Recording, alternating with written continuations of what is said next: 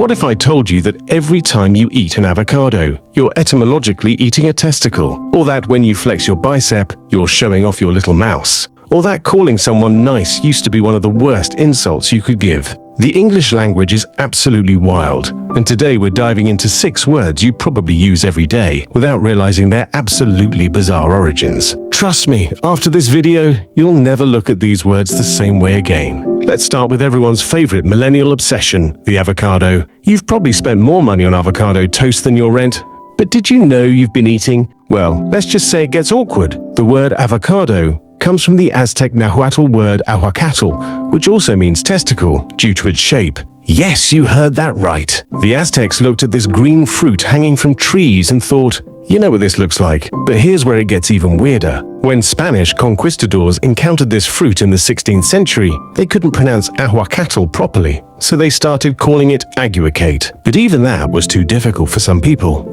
So, through what linguists call folk etymology, basically people mishearing and changing words over time, it eventually became avocado. The Spanish word abogado means lawyer, and some people think the fruit got mixed up with the legal profession somewhere along the way. So technically, your avocado toast is made with lawyer testicle fruit. Bon appetit. Now let's talk about something completely different. Muscles. When you're at the gym showing off your biceps, you're literally showing off your little mice. Rather than relating to strength and brawn as we understand it, muscle is derived from the appearance of a muscle under the skin, particularly biceps, which were thought both in Latin and in Greek to resemble a mouse running beneath the skin. The word comes from Latin musculus, which literally means little mouse. Picture this: ancient Romans are flexing their arms, watching their biceps bulge and move under their skin, and they're like, hey, that looks exactly like a tiny mouse scurrying around under there. And honestly, if you really think about it, they weren't wrong. Next time you flex your arm,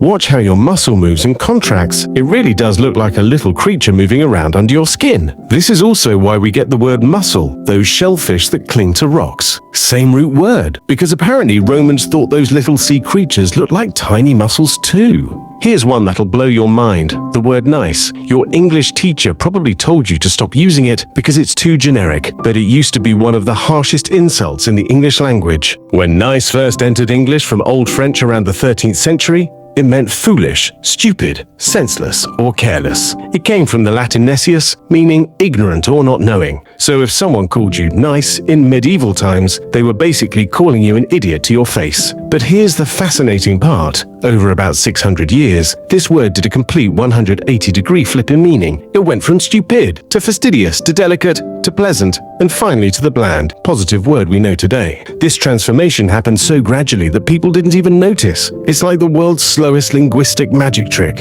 One day you're insulting someone by calling them nice, and centuries later, you're giving them a compliment. Everyone knows sandwiches are named after the Earl of Sandwich, but the story behind it is way more interesting than you think, and it reveals something fascinating about 18th century British aristocracy. John Montagu, the 4th Earl of Sandwich, was a gambling addict. We're talking about a guy who would spend 24 hours straight at the card table. The problem was, formal dining required him to leave the game, wash his hands, sit down properly, and eat with utensils like a civilized person. But in 1762, during a particularly intense 24-hour gambling session, Montagu had a brilliant idea. He told his servants to bring him some roast beef between 2 pieces of bread so he could eat with one hand and keep playing cards with the other. His gambling buddies were like, hey, give me one of those sandwich things. And boom, the sandwich was born. But here's the kicker. This wasn't just about convenience. This was actually a mini revolution in social dining. Before sandwiches, eating was this whole formal affair. The sandwich democratized food. It made eating casual, portable, and accessible to working people.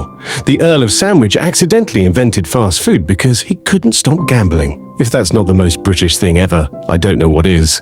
The word window has one of the most poetic origins in the English language. Window comes from the Old Norse vindauga, or wind eye. It originally referred to a hole in the roof, but over the years it made the jump down to glazed glass usually found on a wall. Think about that for a second. Wind eye. The Vikings looked at these openings in their buildings and saw them as eyes through which the wind could see and breathe. Before glass was common, windows really were just holes in walls or roofs. They were literally openings where the wind could come in and look around, like the building had eyes that could see the weather. This Norse poetic way of naming things is called kenning, where you describe something by what it does rather than what it is. So a window isn't just an opening, it's the eye through which the wind sees into your home.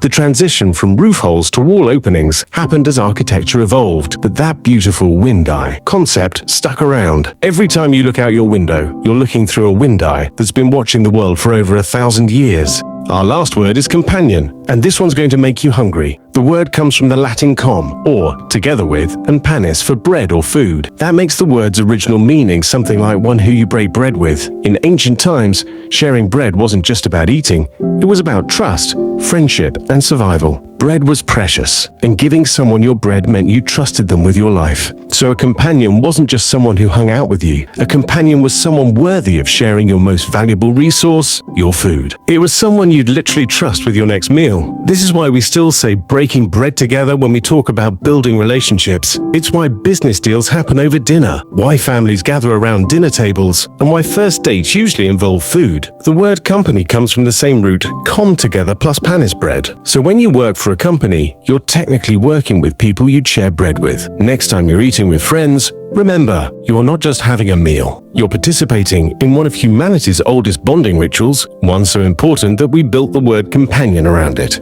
So there you have it. 6 words that prove English is absolutely insane. You've got Aztec testicle fruit, Roman mice muscles, medieval insults turned compliments, gambling earls creating fast food, Viking wind eyes, and ancient bread-sharing companions. Language is this living, breathing thing that carries thousands of years of human culture, humor, and weirdness in every single word we speak. The next time someone tells you English is boring, just remember you're speaking a language where muscle means little mouse, and nice used to be a devastating insult. Which word origin surprised you the most? Let me know in the comments. And if you enjoyed this etymological journey, hit that subscribe button, because we're just getting started with the weird world of word origins.